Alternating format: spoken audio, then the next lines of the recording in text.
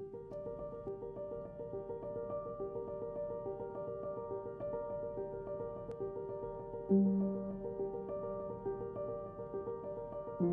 know, there's a lot of talk today in scholarly circles, education, business, about mindfulness and different kinds of meditative practices. And most of that conversation defines it as something really positive. A large percentage of therapists are saying, I endorse mindfulness practice. You know, with John Kabat-Zinn's mindfulness-based stress reduction becoming really instituted, the research showing good effect. All of that said, there is a certain smaller percentage of folks who really struggle. When people access their own inner experiences in ways that they may not be prepared for, or they may not come from a culture that supports, it can elicit some very scary things for people. Some people are going to hit this speed bump, and they're going to have this challenge to whatever they knew, whatever was in the past, and how can we help people make that transition so that they come through that moment of challenge more integrated, not more disintegrated.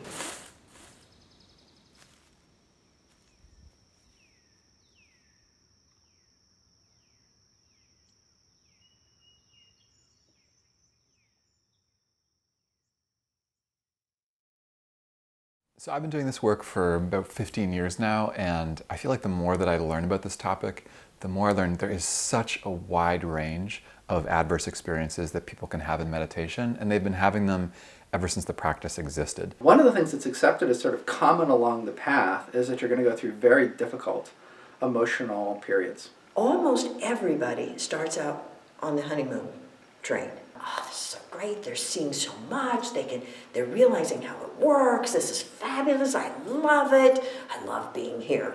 And then ego starts kicking in. It's not uncommon to see people go from making progress in terms of their overall well-being to starting to shift onto a downslope. The expression in Buddhism is going farther and faring worse. And people will say, you know, I was fine until I started practicing awareness, and now my life is a mess. I think that's a very common experience that a lot of people are having these days, but may not know that this is happening for them. And it was a similar thing for me. It became clear to me as this was spontaneously happening that my journey is perhaps not that unusual.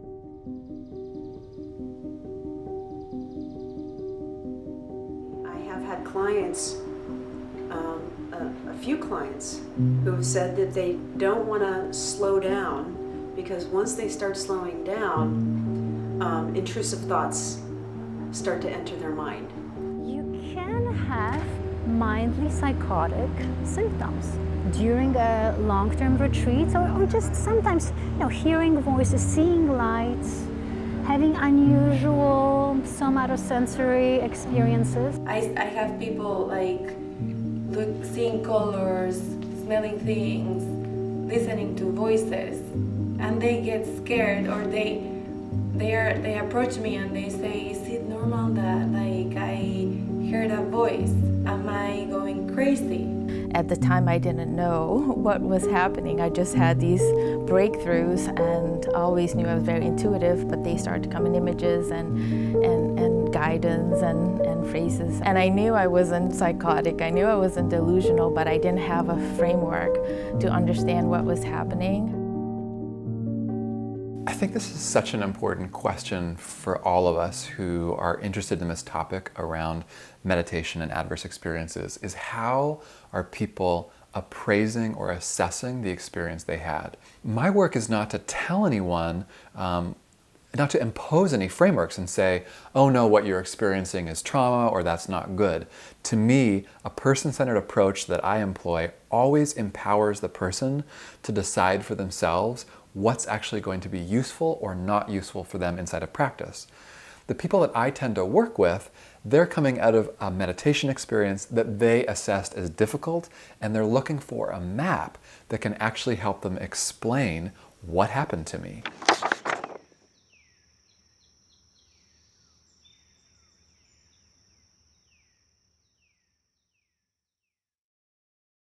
We can't make any bold claims here about what is happening for someone biologically or somatically inside of meditation when they're experiencing an adverse experience.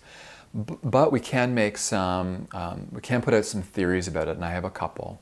And this all comes through my lens around trauma and trauma-sensitive practice inside of meditation. And one of the ways people can struggle and suffer inside of meditation practice is something called dysregulated arousal. They're either having too much arousal, known as hyperarousal, where they're anxious or experiencing intrusive thoughts, or they might be experiencing hypoarousal, which means basically too little arousal. They're dissociated, or they might be cognitively disorganized.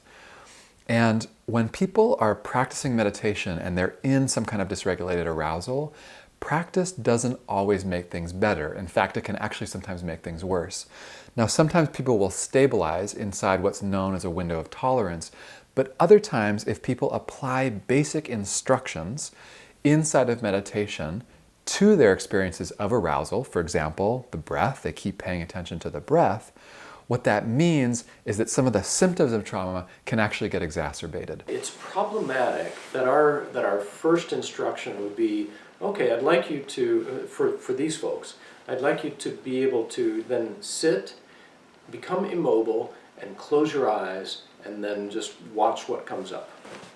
Because for nervous system states, the state of immobility, this what Stephen Porges calls this dorsal vagal influence, is a survival response to great threat. So trauma we can define to some degree as the body having a response to a situation or a person, something that happened in their lives, as an inability to deal with what was going on in the moment. And, either one of three things is going to happen. In the case that I can't deal, I'm either going to fight, or I'm going to flight, or I'm going to freeze. In the case that I freeze, I shut down, I'm immobilized. What does immobilized mean? It means I'm not moving, right? What is meditation practice typically? I'm not moving. And that state is a state in which there is limited emotion, there's limited sensation, and there is when you have limited sensation and limited emotion, the feeling is like I might be disoriented, and that feels like a cousin to enlightenment. Hey, I've just dissolved and I'm one with everything. But it is often then this state simply of dissociation. I'm disconnected.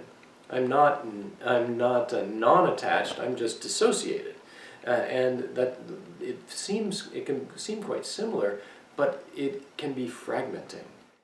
Another biological way that we can think about someone who's experiencing difficulty inside of practice, and this comes really from the trauma lens that I'm looking through, is that someone has what's known as an overactive amygdala and poor prefrontal cortex control. So, typically, we have the prefrontal cortex, the most evolutionary advanced part of the brain, which is helping us self-regulate and also manage our emotions. Then we have the older parts of the brain, specifically in the limbic system, one of which is the amygdala, where a lot of core emotional experiences come from, and it helps us assess safety and danger.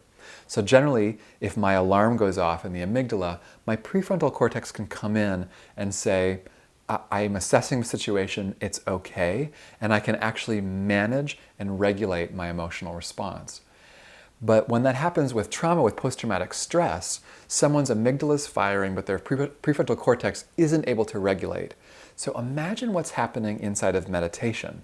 Now, what's been shown inside of meditation is that our prefrontal cortex is actually strengthened. At the same time, our amygdala, structurally, can actually shrink with meditation practice. Now, ideally that would work, but imagine someone who is traumatized, who's inside of meditation, who has an overactive amygdala and poor prefrontal control, and actually can't get a foothold inside of practice to enable them to develop the benefits of actually having a stronger prefrontal cortex and being able to regulate the amygdala. So that's one of the ways we can think about what's happening in the brain in terms of someone who's actually struggling with trauma inside of meditation practice.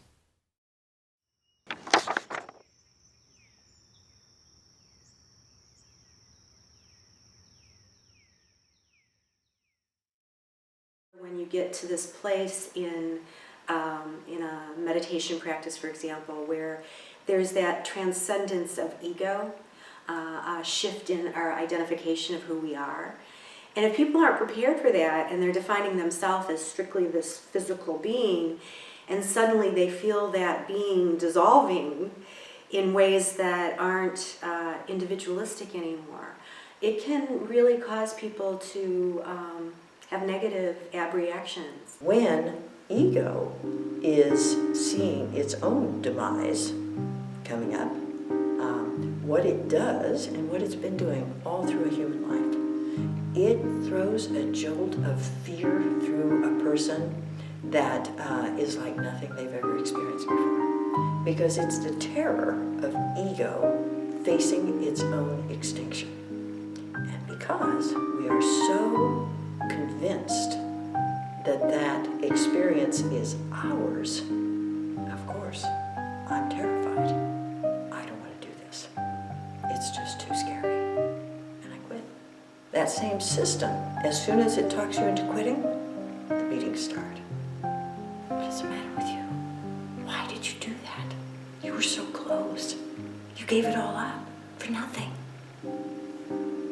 If things start getting a little uncomfortable, then we want to run away, and we don't like meditation, and we think that yoga class was not what we were expecting to be. Meditation is not always something that we enjoy doing. Meditation is also painful sometimes. So if somebody came to me and said, I want to meditate to feel better, I would say, great, go do that. But that's not a relationship I want to enter into. Okay? Because doing stuff to feel better is ego's reason to be. Nothing in spiritual practice is going to serve the ego. If something is serving the ego, it's not spiritual practice. It really is that simple and straightforward. So if the ego gets upset that the ego isn't getting what ego wants out of a sitting practice, to me, that's a giant step forward.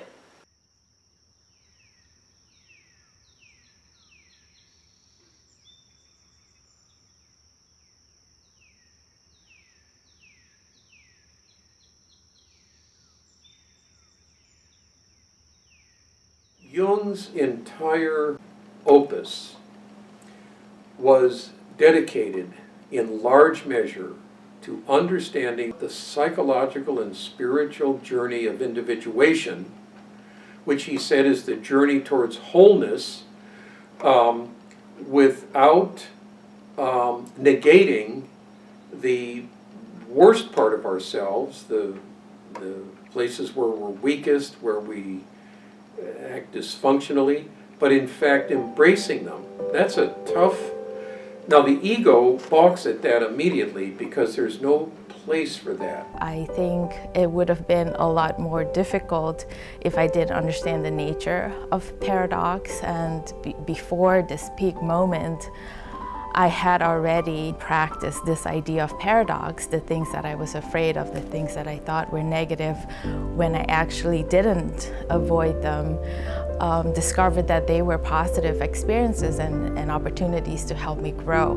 And so maybe there's a gift in stuckness that has an analogy with the gift of woundedness or affliction. Right there, when one is caught or paralyzed, that's the aperture in. That's where the forest is thickest.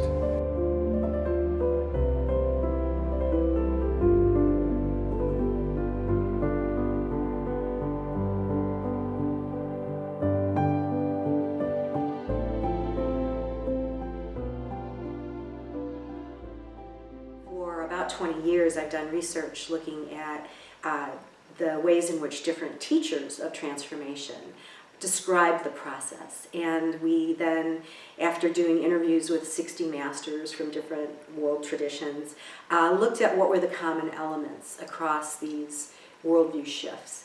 And the major catalyst that we found in our work was something that destabilized us.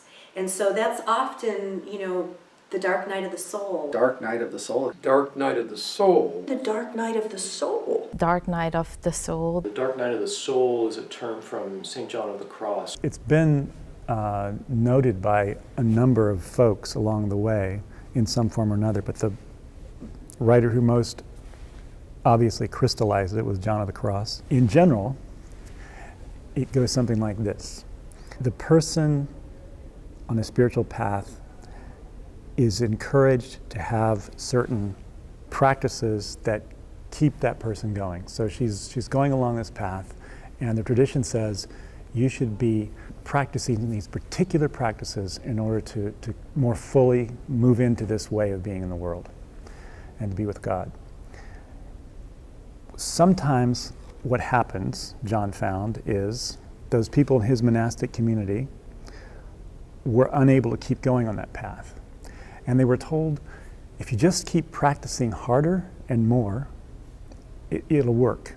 And John basically said, no, just stop. If you're doing that and there's still nothing that happens, if you feel dry, if you feel cut off from God, if the experiences you had of the divine presence all your life are no longer operative, we need to stop and take a look at what's going on. And people struggle with that because their whole life gained this orientation and meaningfulness many times, like this answer, to the quest they've been making, and all of a sudden the rug gets pulled out from underneath them. And there is then this period of, it's almost like a period of mourning and grieving. Your faith starts to drop away, your inner senses of God start to drop away. Everything starts disappearing. Nothing is there anymore. The sense of falling into the pit of emptiness is what they call it. The sense of falling into some kind of void. Everything that you think you've known, that you relied on for your sense of security, gets ripped away. And this feeling is I got disconnected, and God is gone. And so he said what was happening is that basically your soul is longing for a new and more intimate connection with God, but you haven't developed the capacities to be able to receive this new experience. So in general then, the dark night is too much light. God is so close to you, so wanting to reveal in a new way to you that you're blinded by the light. So your experience is darkness. But the actual thing is God's getting closer to you, and you don't have new eyes to be able to see that light yet.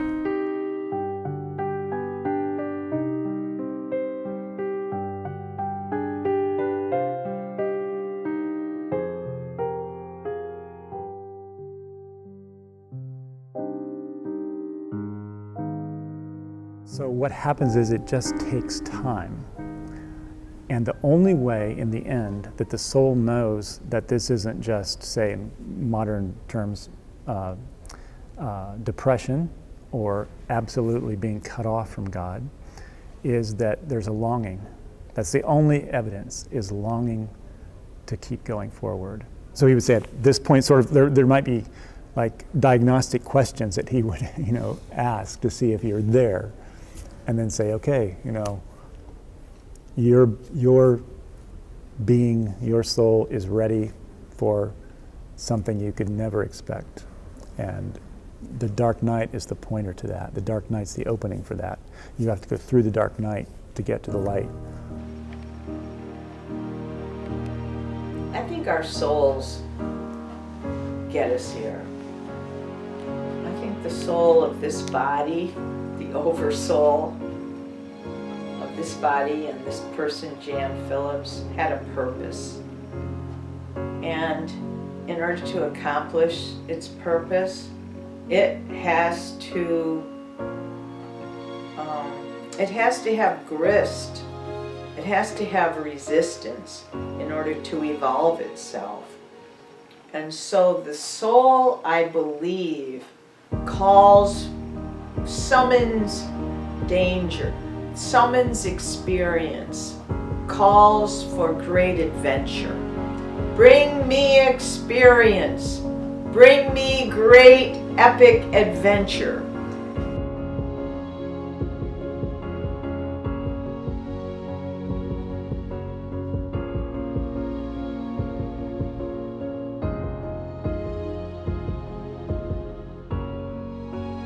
What is it about this phrase, dark night of the soul, which in the language of analytical psychology and Carl Jung would be considered an archetypal situation? I can't help but think of Joseph Campbell's classic work, Hero with a Thousand Faces, in which he says, first there's the literal, that is what we can take in with one or more of the five senses. Behind the literal is the mythical, and that's that substrate of the archetypal realms, of universal images and ideas. But then he goes on to say that behind the mythical is the mystical, and that the myth, the world of myths, are the fingers that point towards the mystical. The hero's journey, it's a metaphor for a journey in through the dark, into one's own darkness, into one's own despair, to the point where one is almost dead. The hero's journey at some level is working on the dark night of the soul. It is the same thing as like the place where I've called home for so long, my security, my sense of being. Somehow I get kicked out of it. I get kicked out of the garden and I have to go find myself. And in order to find myself, I am taken to another place and another time that I don't even recognize. And I get taken to that very edge, to the abyss, you know, of control. And I'm challenged with whether or not I believe that there is a greater force. It's Luke Skywalker, right, in his final moment. While you don't go in with a companion, there's a faith that when you are end-stopped, checkmated, or paralyzed, that some aid will enter and assist you in getting past that place of paralysis. It's revealed to you that there's an intelligence out there that is working on your behalf and has been working on your behalf, but you haven't been able to see it. And it's that lifting of that veil, the illusion of control, that finally allows us to sort of trust life and to let go into life.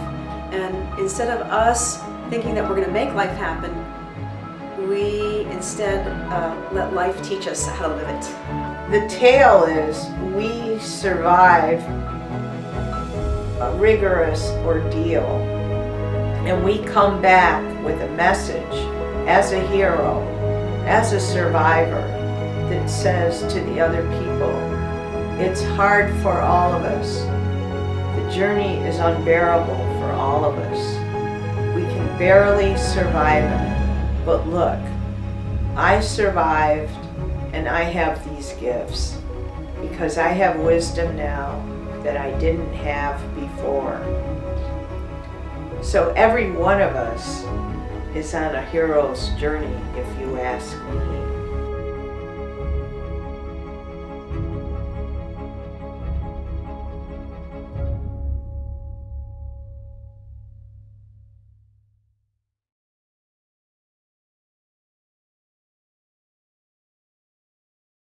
It's a big responsibility for us to help people to elaborate these kind of experiences. Seek for professional help if you feel like you need it, of course. That's always my first advice.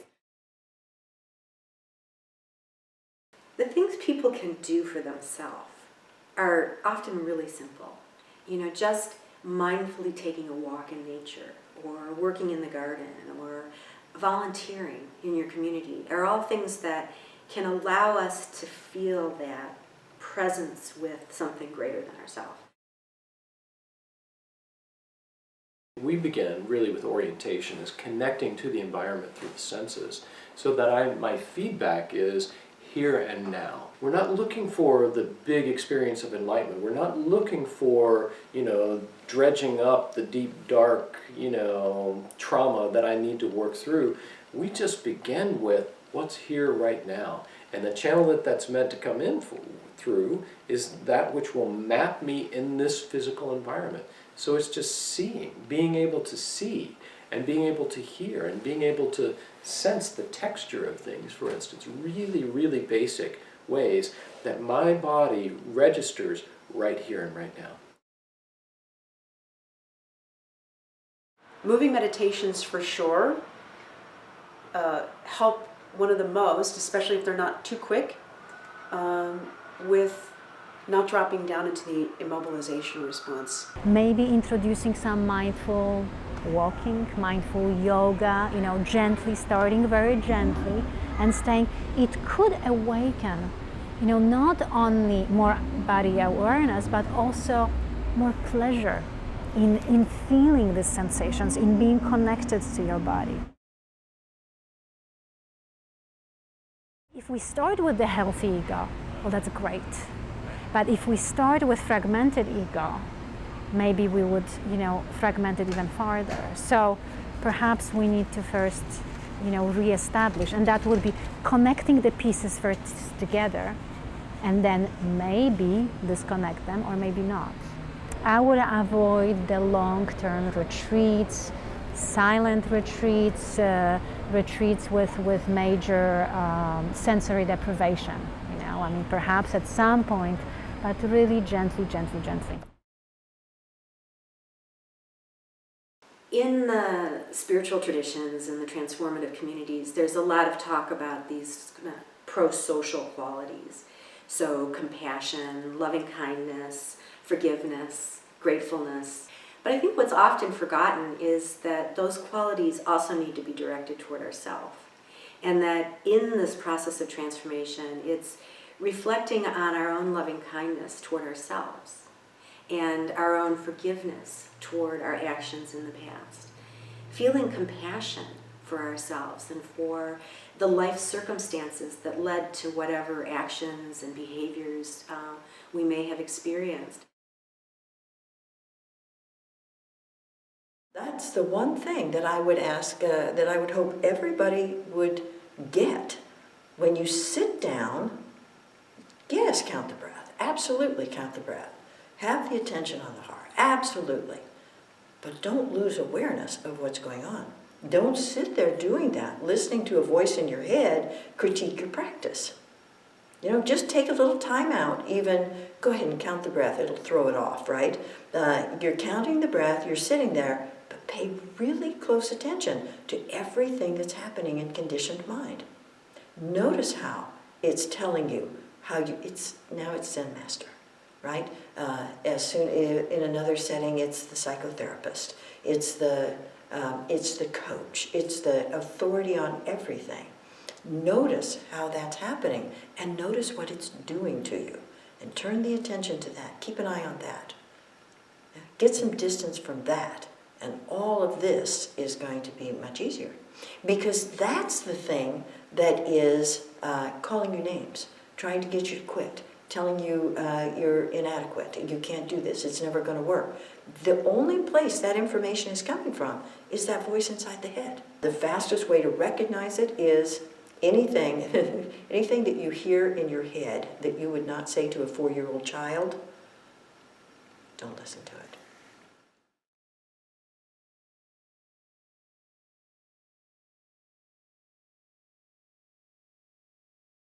The first primary modification is to leave people in choice, that you're letting people know right from the start that none of the practices or instructions that you're going to be offer are a demand or a requirement, and that people are left in choice at whatever stage they're at inside their practice.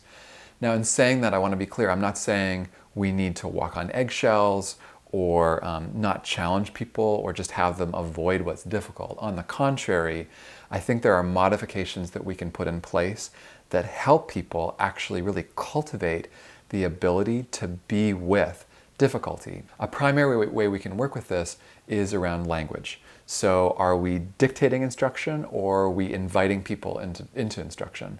And again, it's not to actually tell people that what they're about to do is dangerous or that they should be worried. We still need to provide them with a container inside of instruction, but we can always provide them with choices inside of it. Another simple modification that we can make, it has to do with the objects of attention that people are working with right from the start. One of the things I've learned about trauma the last number of years is that the breath often is not neutral for those who are struggling with trauma. The respiratory system is connected to the sympathetic nervous system, which plays an integral role with trauma. So when someone comes into a class and you're asking them to pay attention to their breath, that might actually spin them out.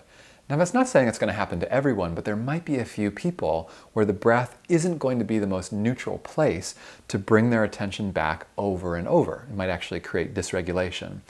So the key here is just to provide different options. And a lot of people inside the meditation community, in different meditation communities, are doing this right now. You might use hearing as a sense anchor, or you could use sensations that are related to the hands, or the buttocks on the cushion, or the feet on the floor. There's all sorts of different objects or anchors that people can use, and the key here is that we don't have the breath on some mountaintop as the only thing we can work with. We want to give people different choices along the way.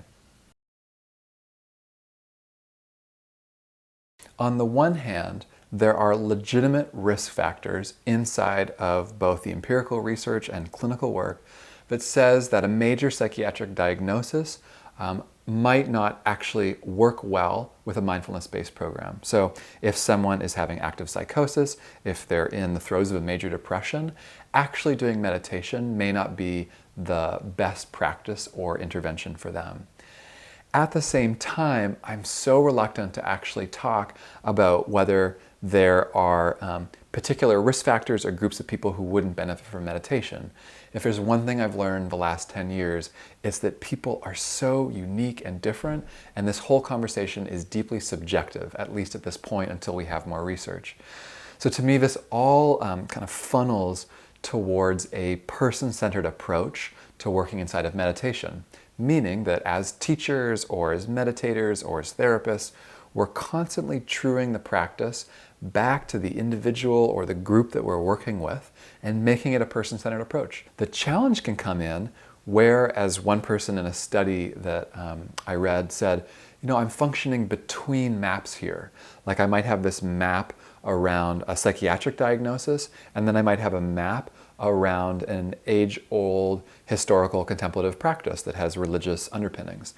I'm in between maps. How do I use both, and who can I talk to in those different frameworks? We need to be in an active and dynamic conversation about what are the maps that we're using and how can we empower and support people inside of their practice to leave themselves with a sense of choice and agency inside their practice, but also inside their lives.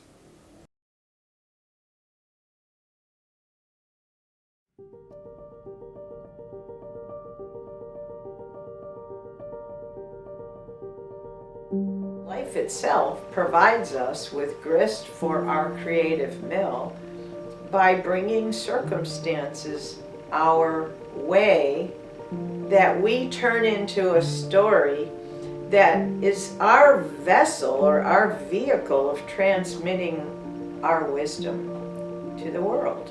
Just like a good spice has to be crushed in order for its essence to be appreciated, tasted, and smelled, we each on our journey have to be crushed in some way to test our mettle, to give ourselves an awareness of our own strength and our own power to master the ordeals that come our way. It's not, we're all heroes in that way if we're true to our power. The dark night progresses as the capacities get taken away one at a time. It progresses from 6 o'clock p.m. to 10 to midnight to 3 to 4. There's a certain time when it's the darkest part of the night and it's completely still and there's no one there. That's the dark night, right before the dawn. That's the moment of anticipation when there actually will be a dawn. And the dawn consists of you now having developed new eyes to see God, new capacities to experience God. And so the light dawns, the sun rises, and you see everything in a new way, a new day.